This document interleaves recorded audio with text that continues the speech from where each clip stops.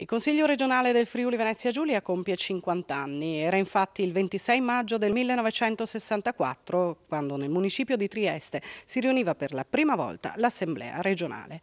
La ricorrenza è stata ricordata oggi con una seduta solenne del Consiglio a cui ha partecipato il Presidente della Corte Costituzionale Gaetano Silvestri.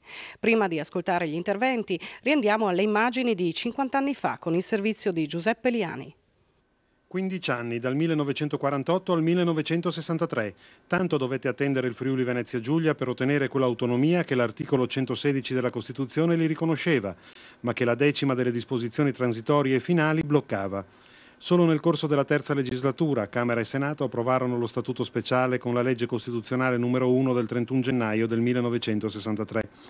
I resoconti parlamentari ci consegnano un dibattito di spessore, segno della preparazione politica di quanti presero la parola, interventi che riflettevano le contrarietà della destra, la prudenza del centro e le perplessità per alcune soluzioni da parte della sinistra. Il 26 maggio del 1964 a Trieste, come mostrano le immagini di repertorio, nella sala del Consiglio Comunale si tenne la prima seduta dell'Assemblea legislativa del Friuli Venezia Giulia. Le elezioni del 10 e 11 maggio avevano assegnato 28 consiglieri alla Democrazia Cristiana, 11 al Partito Comunista, 7 al Partito Socialista, 6 a quello Socialdemocratico, 3 rispettivamente al Partito Liberale e al Movimento Sociale, 1 a testa ad Unione Slovena, Partito Repubblicano e Partito Socialista di Unità Proletaria. I 61 consiglieri erano così ripartiti: 21 alla circoscrizione di Udine, 15 a quella di Trieste, 12 a quella di Pordenone, 7 a quella di Gorizia e 6 infine a quella di Tolmezzo. Primo presidente dell'Assemblea fu il democristiano Doro De Rinaldini, i suoi vice Cesare Devetac, socialdemocratico, e Giacomo Pellegrini, comunista. Le sedute del Consiglio regionale si tennero nel municipio di Trieste sino al 1972, quando il 5 ottobre venne ufficialmente inaugurata dal Presidente della Repubblica Giovanni Leone la sede di Piazza Oberdan.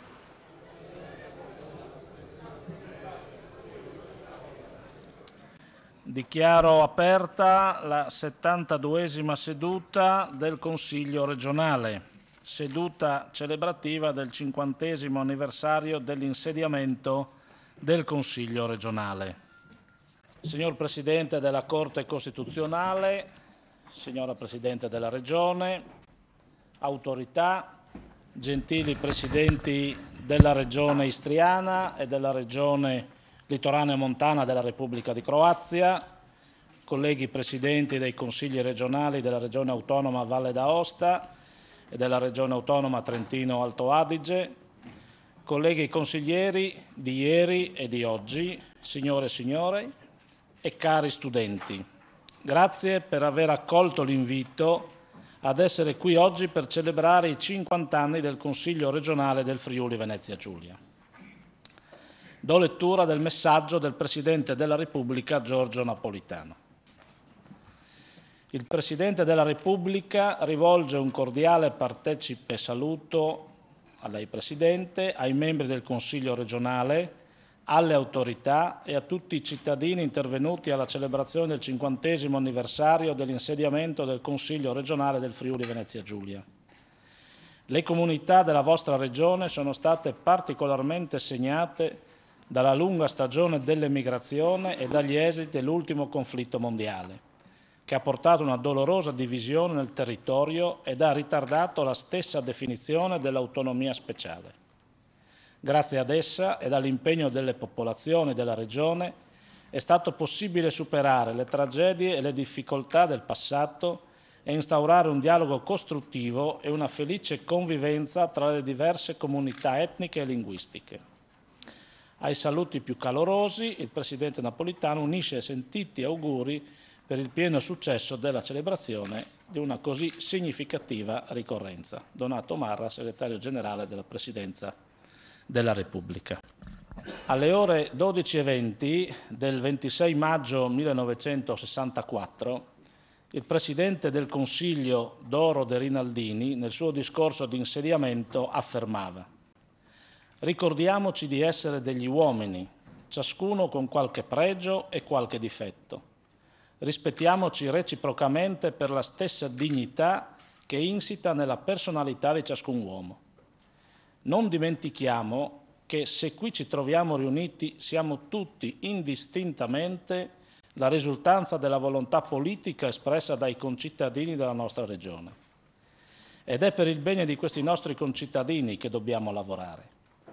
Vada da questo consesso il saluto più sincero e commosso a tutto il popolo del Friuli Venezia Giulia, per il quale dobbiamo lavorare intensamente, coscientemente, responsabilmente, con rispetto alle sue tradizioni e alle sue fatiche. E vada anche un particolare saluto ai friulani, agli isontini, ai triestini, sparsi per tutto il mondo ma vicini al nostro cuore. Doveroso rispetto noi dobbiamo a tutti, indistintamente, i cittadini, anche nella diversità della lingua, ad ogni cittadino della nostra patria comune, l'Italia. Iniziava così un viaggio lungo i 50 anni della nostra storia, un viaggio che però nasceva da molto lontano, da Aquileia Romana, qui oggi raffigurata dal mosaico offertoci dalla scuola mosaicisti di Spilimbergo, che potete ammirare qui nello spazio antistante il banco della Giunta, e poi dal patriarcato di Aquileia, matrice di popoli e nazioni, proiettatosi oltre i confini ed antesignano della dimensione europea ed internazionale di queste terre, senza dimenticare quel forte momento di risposta alle istanze autonomistiche rappresentate dal Parlamento del Friuli. 50 anni che hanno visto il Consiglio regionale e le giunte via via succedutesi, ad iniziare da quella guidata da Alfredo Berzanti, affrontare i problemi veri con impegno, lungimiranza, passione, senso di responsabilità, spirito riformatore, senso della comunità, mentre si vivevano ancora le profonde tragedie della Seconda Guerra Mondiale lungo questo confine orientale della Venezia Giulia, con laceranti divisioni, poi nel tempo ricomposte grazie soprattutto allo spirito europeista che via via si stava formando.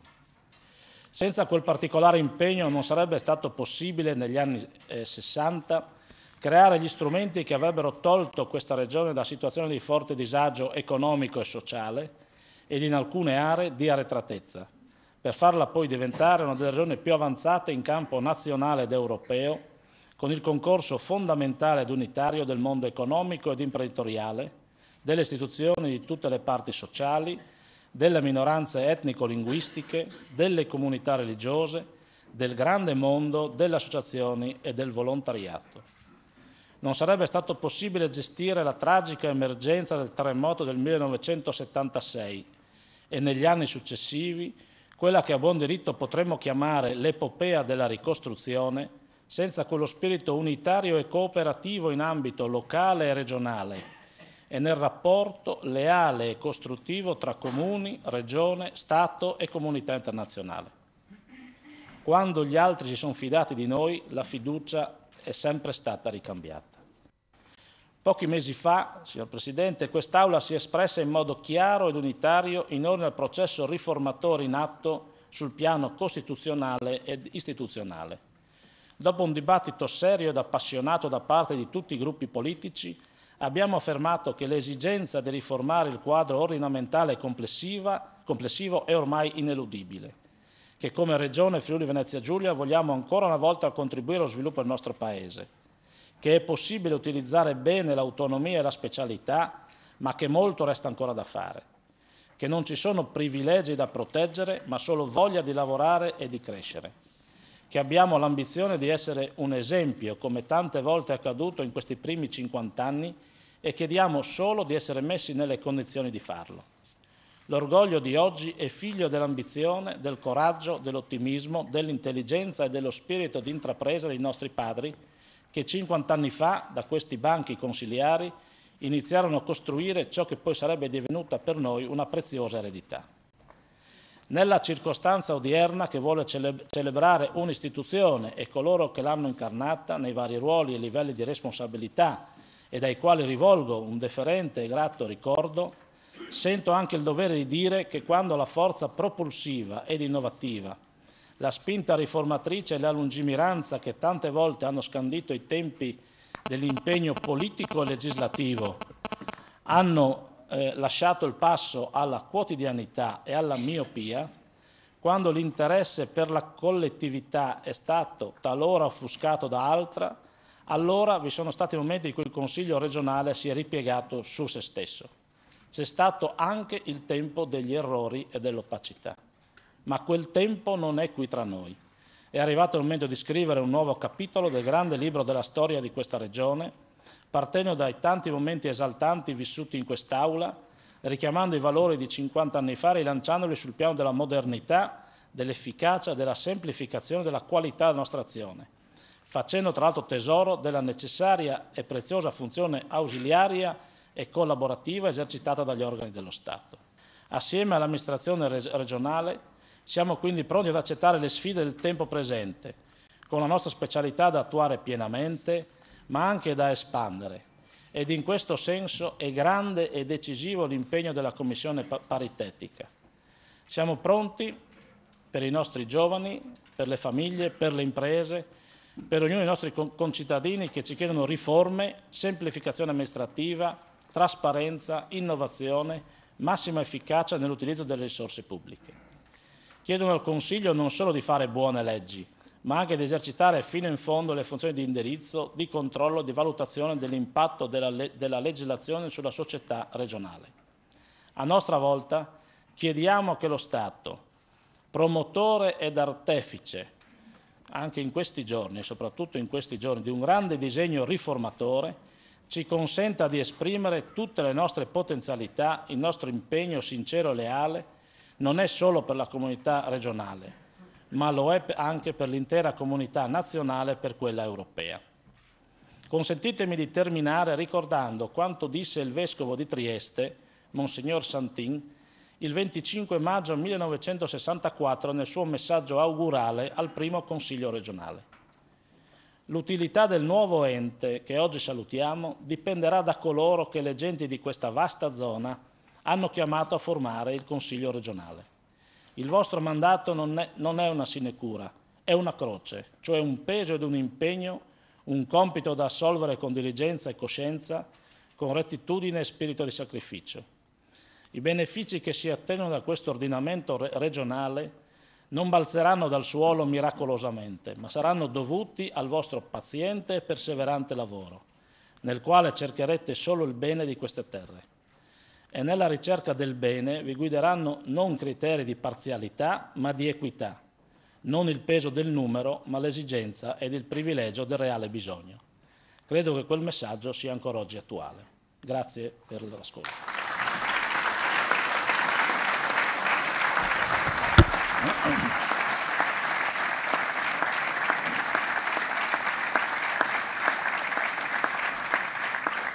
Bene, prende ora la parola il consigliere regionale della prima legislatura, Rino Bianchini. Guardando a questo mezzo secolo trascorso, possiamo ben dire che l'autonomia speciale ha dato a questo territorio risultati di assoluto rilievo sul piano della crescita complessiva, sia pure su quello dell'autogoverno. Non dimentichiamo che in questi anni, accanto a problemi che potremmo definire ordinari, ma che in realtà di ordinario, vista la portata, non avevano nulla, si sono dovuti affrontare eventi del tutto straordinari, come Osimo, che con il definitivo assetto dei confini italo-jugoslavi, e il terremoto del Friuli, passaggio epocale in cui su delega dello Stato e con poteri eccezionali abbiamo dimostrato capacità straordinarie, mettendo in pratica una ricostruzione da tutti riconosciuta non solo in Italia ma nel mondo come esemplare per modalità, tempi e risultati. Grazie anche al buon nome che si sono fatti i friulani e i triestini nel mondo, la solidarietà verso il Friuli terremotato è stata generosa, encomiabile e perfino commovente. I friulani e i giuliani sparsi nel mondo sono stati i nostri preziosi ambasciatori. Guardando avanti abbiamo la presunzione di ritenere che grazie al nostro, seppur modesto, livello di specialità, il Friuli Venezia Giulia, per come ha utilizzato i fondi europei e le prerogative dell'autonomia, può continuare ad essere un esempio positivo per tutto il Paese. Auguro alla Regione di essere il simbolo di onestà, probità, di impegno per il bene comune. Grazie. Ora la parola al rappresentante della consulta degli studenti. Sono Francesco Tognato e ho qui l'onore di rappresentare gli studenti di tutta la regione. Riflettendo su cosa dire quest'oggi, in occasione del 50° anniversario di questo Consiglio regionale, e su come poter dare il mio contributo all'evento, ho pensato di portare i sogni miei e di tanti ragazzi sul futuro del Friuli Venezia Giulia. Facendo ciò, ho collegato 3 parole in sequenza sulle quali vorrei fare insieme a voi una breve riflessione. La prima parola, per quanto possa sembrare scontata, è istruzione. Sono orgoglioso di poter dire che la regione in cui vivo forma degli studenti che sono tra i migliori del nostro Paese. Questo risultato è reso possibile anche dai diversi interventi del Consiglio regionale a garanzia e sostegno del diritto allo studio, che sono un esempio di virtù legislativa e che vanno dal comodato d'uso gratuito dei libri di testo alla formazione professionale. Dico questo non per fare un semplice elogio a noi stessi, ma perché voglio sottolineare il traguardo che è stato raggiunto, che è solo una tappa di un percorso sul quale continuare ad impegnarci. Mi auguro infatti che l'istruzione resti un valore fondante del nostro Stato se vogliamo veramente che i giovani riescano a superare la crisi economica, che è anche culturale e morale, che imperversa nel nostro Paese. Ricordo la frase di Malala, la giovane studentessa pakistana ferita dai talebani, che dice: un insegnante, un libro e una penna possono salvare il mondo. Garantire l'educazione è un compito dello Stato declinato anche attraverso le sue istituzioni regionali, come ci ricorda l'articolo 34 della nostra Costituzione, che recita: i capaci e i meritevoli, anche se privi di mezzi, hanno diritto di raggiungere i gradi più alti degli studi. Collegandomi a questo diritto inalienabile di tutti i cittadini italiani, perché anche i ragazzi lo sono e come tali hanno diritti e doveri, attraverso i quali possono dare un contributo effettivo al benessere collettivo, individuo la seconda parola, che è libertà. La libertà di cui vorrei parlare, però, è una libertà particolare, che non è la laissez-faire che molti potrebbero recepire. Quella a cui faccio riferimento è la libertà di avere dei diritti. Spesso, troppo spesso, mi sono sentito dire da molti ragazzi che in questa regione, in questo paese, non c'è più nulla da fare, che l'unica possibilità è quella di andare all'estero. Ecco, la libertà di cui parlo è invece quella di poter sperare in un futuro qui, anche se non si conoscono le persone giuste, anche se non si ha una famiglia benestante alle spalle. Vorrei che i giovani tornassero a credere nel nostro paese. Mi piacerebbe poter dire che la colpa è dei ragazzi e del fatto che sono chiusi, ma ho visto spesso, troppo spesso, la voglia di fare, la passione, la creatività e l'ingegno di molti miei coetanei per poter affermare ciò ed escludere che la responsabilità della rassegnazione dei giovani sia stata anche di una classe dirigente a volte miope. Ecco, io vorrei che coloro che credono ancora nel futuro del nostro paese fossero liberi di dirlo senza doversene pentire, che i giovani che si impegnano per costruire un Friuli Venezia Giulia migliore siano liberi di farlo disponendo dei mezzi necessari e che coloro che cercano di convincere i cittadini a credere ancora nella politica affinché tutti possano dare il loro contributo per il bene comune siano liberi di farlo senza doversene vergognare. Questo è il compito più grande e perenne che hanno le istituzioni come il Consiglio regionale, di cui oggi festeggiamo il 50° anniversario. Parlando di responsabilità politica, nella giornata odierna, la terza parola non può che essere Europa. Ieri, infatti, molti diciottenni hanno preso la loro scheda elettorale e si sono apprestati a credere ancora nella politica facendosi carico di una grande responsabilità, a volte data per scontata, quale è il voto. L'Europa non può essere una cosa secondaria per la nostra regione. Il Friuli Venezia Giulia ha sempre respirato il clima culturale e sociale europeo, contenendolo, pur nel suo piccolo, anche al suo interno. Come non mai, oggi, di fronte ai problemi che travagliano il nostro Paese, abbiamo bisogno di Europa. alla quale dobbiamo continuare ad aprirci per evitare di rimanere barricati in noi stessi. Il confronto con la pluralità e la molteplicità è sempre un valore aggiunto di cui le generazioni come la mia hanno bisogno. Una generazione abituata all'Erasmus, alla globalizzazione, al libero contatto con i paesi esteri, non può nemmeno immaginarselo un futuro chiuso in se stessa, ma ha bisogno, pur tenendo ferma la propria identità, di un continuo scambio e accrescimento, sia culturale e formativo, sia economico, del quale, mai come oggi, ci rendiamo conto di quanto sia indispensabile. Credo che non possiamo pensare di celebrare il passato di una così importante istituzione senza immaginarne il futuro. L'augurio che in nome degli studenti voglio porgere alla Regione, tramite il suo piccolo Parlamento e i suoi rappresentanti, è che queste 3 parole non restino sulla carta, ma diventino i sogni di una comunità che ha un forte spirito identitario e che si riconosce nei valori che l'hanno fondata. La parola ora alla Presidente della Regione, onorevole Deborah Serracchiani. Grazie Presidente, autorità tutte, cittadini e cittadine. Dalla circostanza di questa solenne assise desidero esprimere la gratitudine mia e della Regione Autonoma Friuli Venezia Giulia al Presidente della Corte Costituzionale, il Professor Gaetano Silvestri, alle illustri autorità e a tutti gli ospiti che oggi ci onorano con la loro presenza. L'attenzione partecipe di un alto organo dello Stato ci esorta a trasformare questo appuntamento con la storia della nostra Regione in un intenso momento di riflessione sul nostro passato e soprattutto in uno schietto esame delle sfide che ci attendono e dei propositi per il futuro. È dunque opportuno tornare a chiarire i presupposti storici e politici da cui nacque la specialità del Friuli Venezia Giulia. Nel 1947 il confine orientale italiano non era ancora definito. Una parte della regione, più o meno corrispondente alla Venezia Giulia, venne divisa in 2 zone di occupazione. La zona A, comprendente Trieste e una parte dell'Interland, amministrata da un governo militare alleato, e la zona B, comprendente una parte dell'Istria, amministrata da un governo militare jugoslavo. Le valli del Natisone ricadevano sotto la giurisdizione del governo militare alleato con sede a Udine.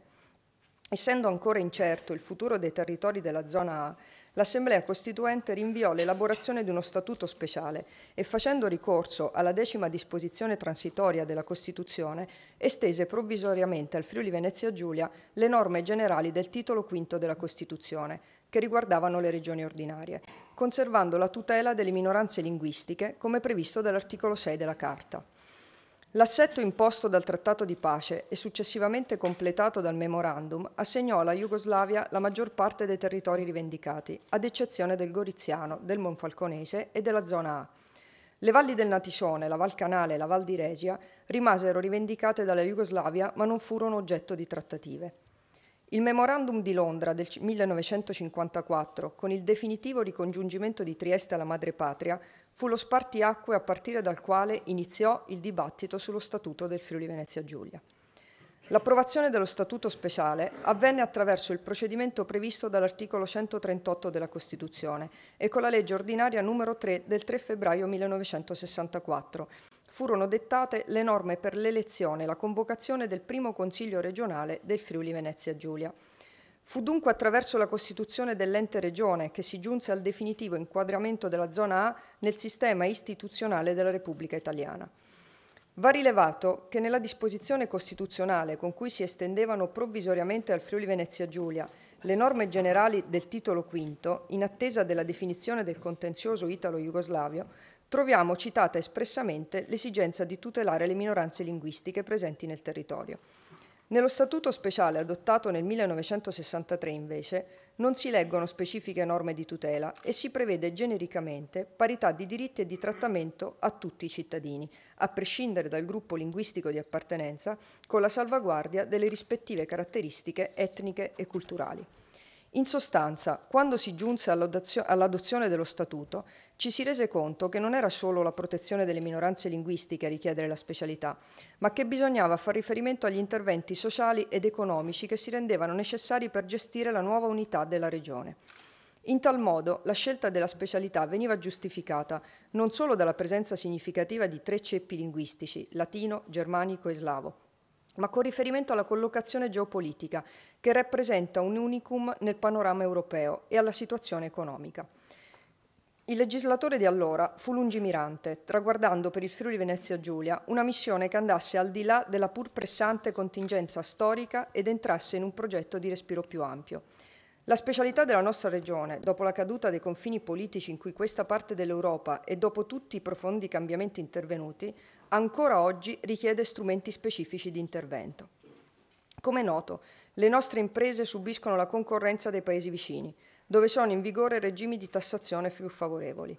Per questo è stato importante l'avvio del percorso per introdurre in Friuli Venezia Giulia la cosiddetta fiscalità di vantaggio, in virtù della modifica dell'articolo 51 dello Statuto di Autonomia, con l'adozione, già avvenuta in sede di Commissione paritetica Stato-Regione Friuli Venezia Giulia, di una norma di attuazione per meglio specificarne l'ambito di intervento. Si punta così ad offrire un nuovo strumento a sostegno delle imprese del territorio e ciò potrà portare ad un vantaggio non solo per la Regione, ma anche per il sistema Paese con il recupero in prospettiva del gettito fiscale. Il nostro ruolo storico e geopolitico di cerniera con i paesi del centro e dell'est Europa, il nostro ritrovare l'identità nelle radici, ma anche nella coralità della comunità linguistica e religiose, il nostro vissuto di laboratorio avanzato e virtuoso di autogoverno, il nostro progetto di autonomia sostenibile e dialogante ci motivano fortemente a rafforzare l'istituzione regione al servizio della comunità e del Paese. La partecipazione da fondatori all'Euregio, senza confini, con il Veneto, la Carinzia e presto con l'Istria, sancisce la consapevolezza e la concretezza del nostro essere punta avanzata d'Italia nel cuore d'Europa. La specialità, quindi, è attuale nella misura in cui ci offre gli strumenti per mantenere le potenzialità e le esigenze del territorio al passo con il cambiamento globale. La specialità vede il suo concretarsi nell'attribuzione e nell'esercizio di funzioni differenziate ed ulteriori. Lo Statuto regionale, al titolo IV, istituisce una forma dinamica, senza modifica costituzionale, per rideterminare le entrate della Regione, presupponendo quindi lo stretto collegamento tra le funzioni che vengono nel tempo attribuite alla Regione e le risorse da trasferire per l'esercizio delle medesime. La circostanza che le stesse sono concordate con lo Stato sulla base del principio di leale collaborazione dimostra il legame indissolubile tra le funzioni trasferite e le risorse necessarie ad esercitarle. Negli ultimi anni abbiamo assistito al deteriorarsi di questo rapporto, con il mantenimento in capo alla Regione delle funzioni attribuite e una contestuale ingente diminuzione delle entrate e della capacità di spesa, conseguente alle manovre statali di stabilizzazione della finanza pubblica. È stato così violato il principio del congruo finanziamento della funzione da svolgere. Il contributo richiesto alla Regione Friuli Venezia Giulia per il risanamento della finanza pubblica è divenuto negli anni sempre più rilevante. Siamo consapevoli che i tagli e il rigore erano e sono necessari e dovuti, e la Regione non è intenzionata a sottrarsi all'obbligo di contribuire al risanamento del Paese, al pari di quanto devono fare tutti i soggetti pubblici e privati. Ma le imposizioni non sono state ragionevoli, perché sviluppate per tagli lineari e senza la necessaria condivisione, violando quindi il principio di equità e quello di leale collaborazione.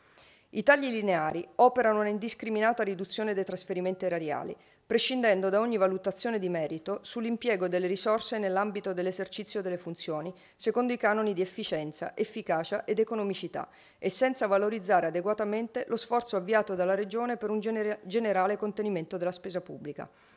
Se è vero che dobbiamo contenere la spesa, prima di effettuare ulteriori tagli, dobbiamo chiarire quali sono gli strumenti per mezzo dei quali è possibile intervenire. È un chiarimento che va condotto attraverso il dialogo leale tra le parti, lo Stato e la Regione, laddove il rapporto non può essere commisurato per decimi di potestà, ma secondo armonia di organismo. Con questo spirito ci stiamo sedendo ai tavoli aperti con il Governo, sorretti da dignità, animati da responsabilità e correttezza, fiduciosi di esserne corrisposti. Va peraltro sottolineato che la Corte Costituzionale, pronunciandosi in merito a questi interventi normativi, ancorché motivati dalla particolare grave situazione economica del Paese, ha ribadito la necessità che le misure di contenimento della spesa per le autonomie speciali abbiano carattere transitorio, riconoscendo quindi che una compressione delle entrate indeterminata nel tempo viola il corretto rapporto tra funzioni e risorse. Nel confronto con il Governo sul federalismo abbiamo sempre avuto la piena consapevolezza che la specialità può essere salvaguardata solo se intesa correttamente, ossia non come il godimento di un privilegio, ma come l'esercizio di una responsabilità, la capacità di gestire meglio le competenze attribuite contenendo la spesa. Noi possiamo testimoniare a buon diritto che il federalismo responsabile funziona. Lo abbiamo sperimentato nel 1976, quando dovemmo affrontare la tragedia del terremoto. Il dramma è stato immenso, ma l'animo della nostra gente è stato più forte, anche perché ha trovato nelle istituzioni dei riferimenti prossimi, flessibili ed efficienti. La ricostruzione è stata un successo e oggi costituisce un punto di riferimento a livello nazionale nel malaugurato caso di eventuali catastrofi. La ricostruzione è stato il risultato di una combinazione sapiente tra legislazione innovativa, regole amministrative moderne, uso oculato delle risorse, rispetto dei livelli di autonomia, programmazione finanziaria e urbanistica. Soprattutto è stata l'espressione di una sana coesione politica costruita sul senso di appartenenza alla nostra regione, capace di superare le differenze ideologiche. Quello del Friuli può essere considerato un esempio di federalismo solidale. Lo Stato ha garantito le risorse finanziarie, la Regione ha assolto la funzione di guida e di coordinamento dell'intero processo di ricostruzione attraverso la programmazione. I circa 3.000 miliardi di vecchie lire messi a disposizione dal Governo sono stati infatti affidati alla diretta responsabilità della Regione, che ha a sua volta puntato sulla cooperazione attiva e decisionale degli enti locali. Fondamentale è stato il ruolo svolto dai sindaci, a cui è stata attribuita la funzione di funzionari delegati della Regione. Attraverso questa nuova figura, per molti aspetti inedita, è stata assicurata una determinante semplificazione delle procedure di spesa che ha consentito una più rapida erogazione dei finanziamenti. Il terremoto del 76 rappresentò la nascita di un nuovo Friuli Venezia Giulia. Con la ricostruzione delle zone terremotate si è puntata allo sviluppo, l'autostrada Udine-Tarvisio, l'Università di Udine, le aree di confine sono tutti interventi che risalgono a quel periodo. Non si ricostruirono solo le case, si costruì la coscienza e la competenza della protezione civile ed è qui che infatti è nata la prima struttura di protezione civile regionale che poi si è diffusa in Italia. Allora non esisteva la normativa che prese forma proprio da quelle macerie.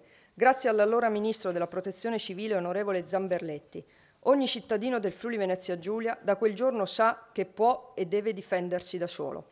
Così, nel 1986, fu approvata la prima legge in Italia istitutiva di un servizio regionale di protezione civile. La colonna mobile che in questi giorni è in partenza da Palmanova per dirigersi verso i Balcani alluvionati, coordinando uomini e mezzi anche di altre regioni, è solo l'ultima testimonianza di un'eccellenza che non è un luogo comune. Come amministratori della cosa pubblica dobbiamo assumerci le nostre responsabilità, amministrando un Paese che necessita di profonde riforme, quali forse non sono mai state fatte prima.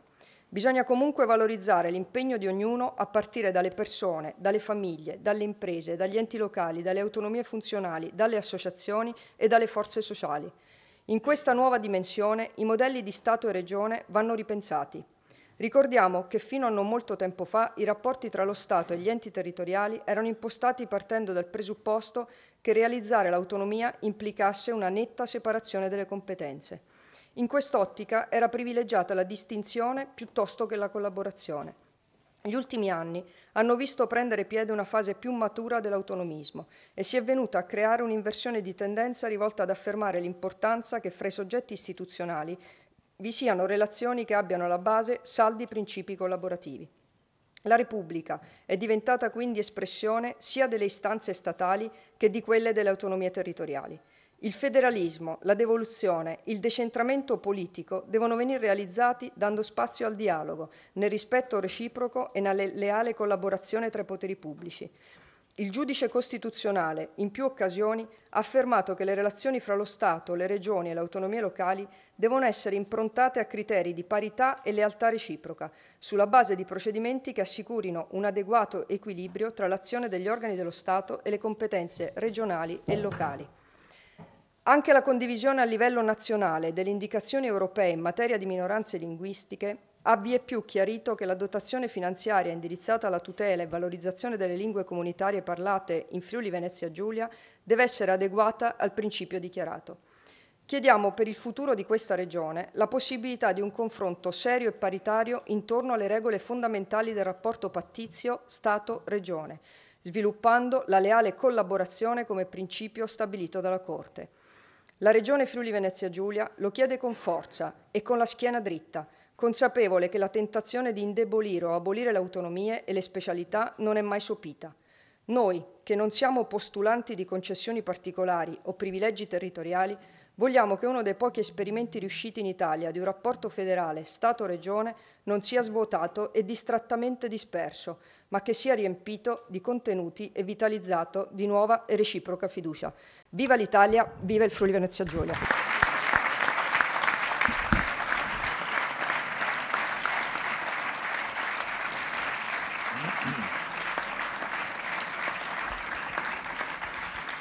Ringraziamo la Presidente Deborah Serracchiani per il suo intervento e ora invito il Presidente della Corte Costituzionale Gaetano Silvestri per la sua Lectio Magistralis, il titolo L'autonomia speciale, una risorsa costituzionale da valorizzare. E lo ringraziamo ancora una volta per la sua presenza a questo importante appuntamento della vita della nostra Regione. Signora Presidente della Regione, signor Presidente del Consiglio regionale, signori consiglieri, autorità, cari studenti, signore e signori. Nel primo commento allo Statuto della Regione Friuli Venezia Giulia, di cui oggi si celebra il 50° anniversario, Livio Paladin osservava che il ritardo nell'istituzione della stessa aveva consentito ai suoi fondatori di giovarsi dell'esperienza delle altre regioni a statuto speciale già esistenti, che poi erano le uniche nel 1964.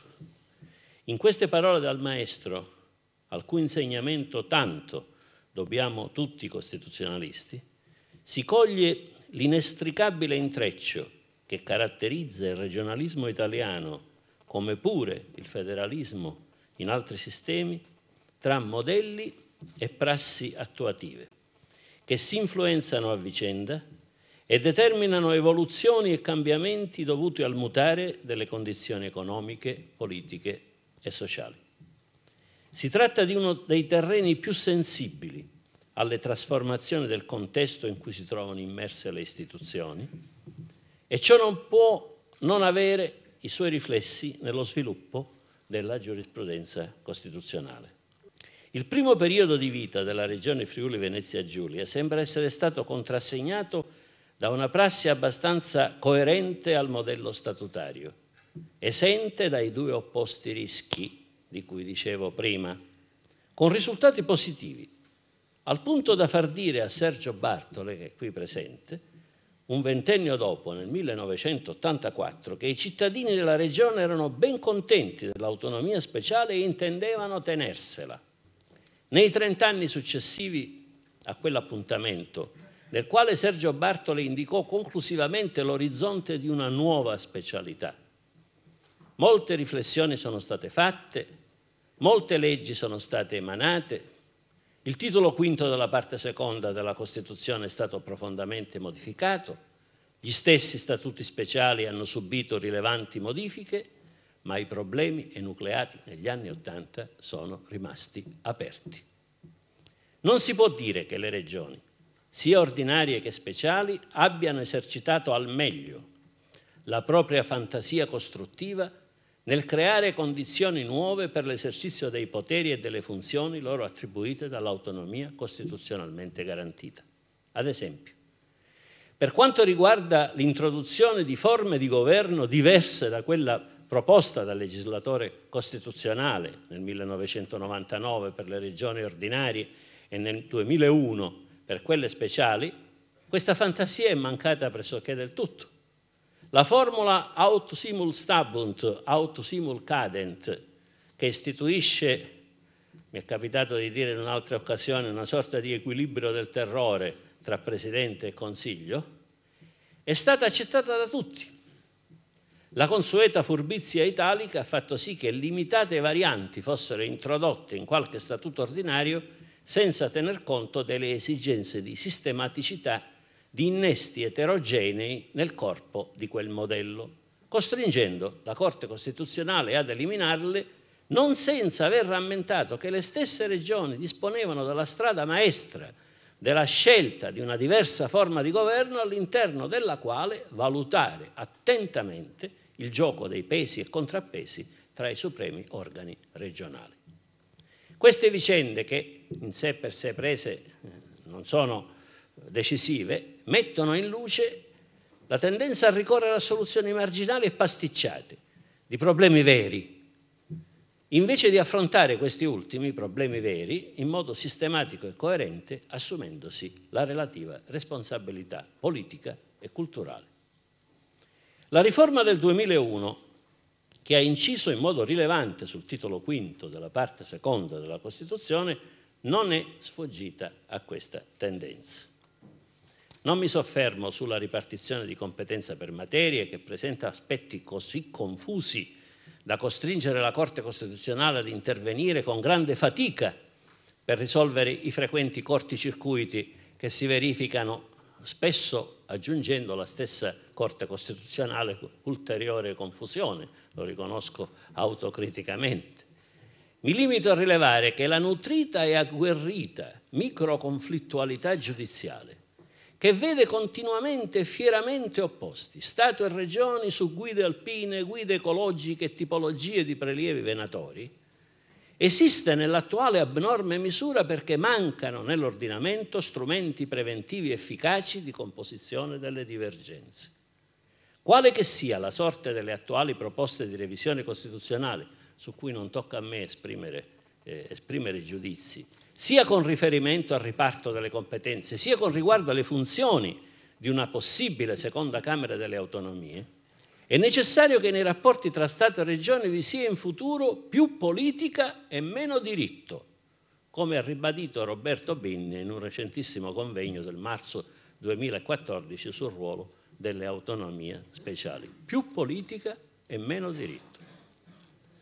Una funzione più incisiva della politica nella prevenzione dei conflitti tra Stato e Regioni dovrebbe trovare un terreno di privilegiata efficacia nel lavoro delle commissioni miste paritetiche, che sono state qui ricordate più volte, previste dai rispettivi statuti speciali per l'attuazione delle norme statutarie. Questa indicazione è sottoposta tuttavia ad una condizione essenziale, senza della quale sarebbe assolutamente inutile. Si dovrebbe introdurre, con norma di rango costituzionale preferibilmente, ma anche con legge ordinaria se ciò non fosse possibile, l'obbligo del Consiglio dei Ministri di prendere in esame in un termine ragionevole le proposte delle commissioni, fosse anche per respingerle, affinché il confronto avvenuto tra le due parti non resti sepolto nei cassetti o conosciuto al massimo da malinconici specialisti, se posso prendere in prestito un'espressione di Amedeo Giannini a proposito delle relazioni delle commissioni parlamentari d'inchiesta. Le autonomie speciali, proprio per la loro peculiarità storica, per la particolare posizione e conformazione dei territori, per la composizione etnica e linguistica delle comunità locali, non sono frutto di pura volontà politica o di accordi conclusi per ragioni contingenti o opportunistiche. Esse contengono in sé in modo oggettivo le ragioni della specialità. La diversificazione delle forme istituzionali, delle discipline normative e delle organizzazioni amministrative trova giustificazione pertanto nella storia, cioè nelle peculiarità di ciascun territorio e di ciascuna popolazione. Da questa premessa, a parole da tutti condivisa, si possono trarre due conseguenze concrete di rilievo. La prima: le forme e condizioni particolari di autonomia di cui all'articolo 116 della Costituzione devono essere strettamente correlate ai caratteri specifici dei territori e delle popolazioni e non possono trasmodare in trattamenti differenziati e più favorevoli sia sul piano finanziario che su quello giuridico, quando questi non siano direttamente finalizzati alla valorizzazione delle ragioni sottostanti alle specificità regionali e provinciali.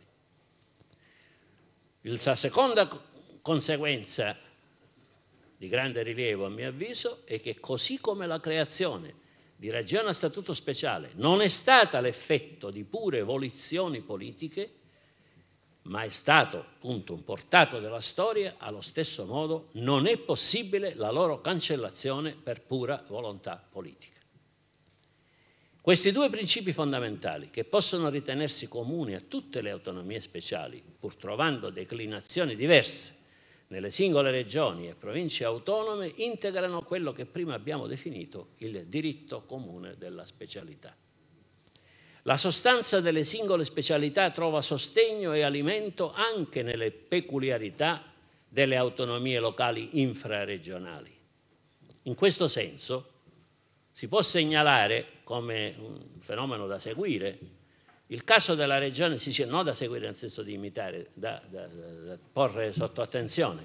Si può segnalare il caso della regione siciliana, nel cui ordinamento degli enti locali sono state soppresse le province, sostituite dai liberi consorzi dei comuni, ancorati alle necessità effettive dei territori, che non possono essere ingabbiate in schemi istituzionali e amministrativi uniformi calati dall'alto.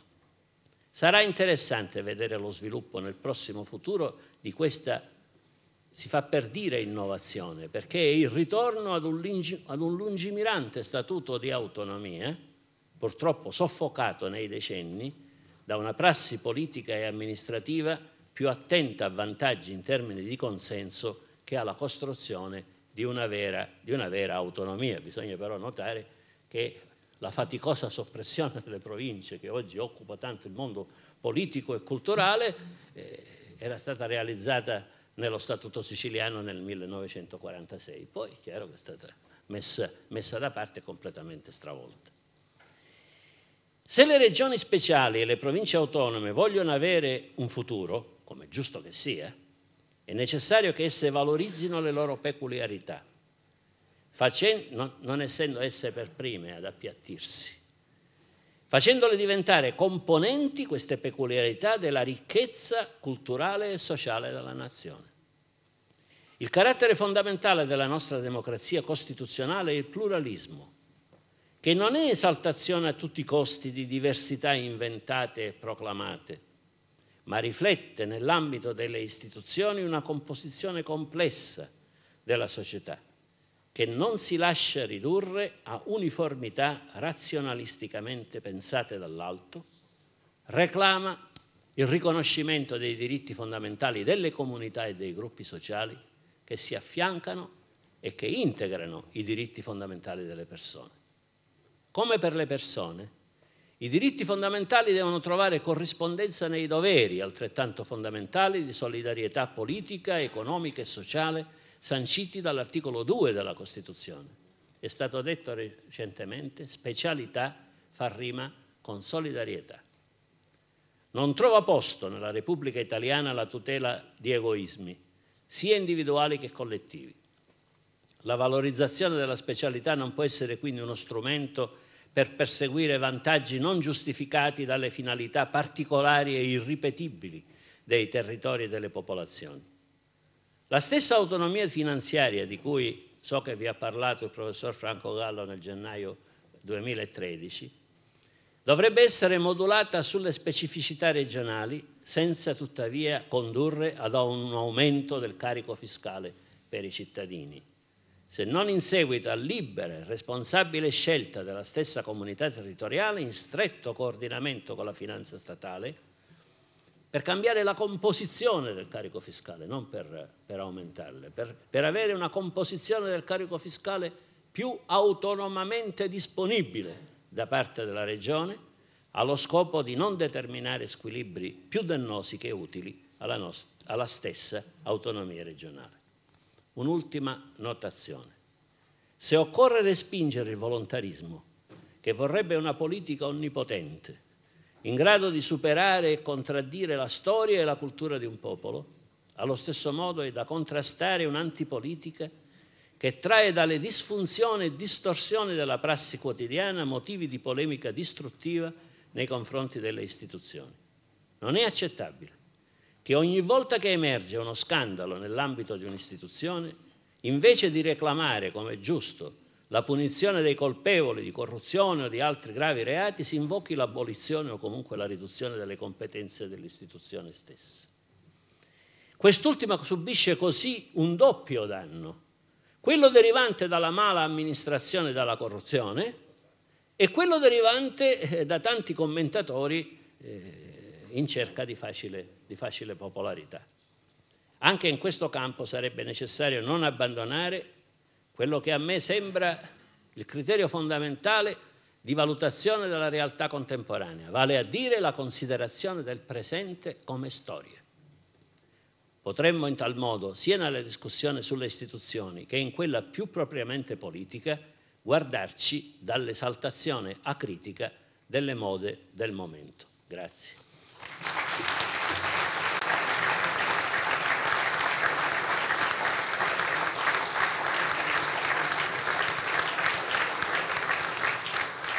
Il Consiglio, quindi la seduta del Consiglio termina con questo intervento. Nuovamente ringrazio tutti voi che avete accolto questo invito, siete intervenuti rendendo solenne con la vostra presenza questo momento celebrativo per i 50 anni del Consiglio. Saluto poi in particolare anche tutti i miei già colleghi presidenti del Consiglio che vedo presenti e invito ovviamente ad un momento conviviale nella sala a fianco. Grazie a tutti e buona giornata.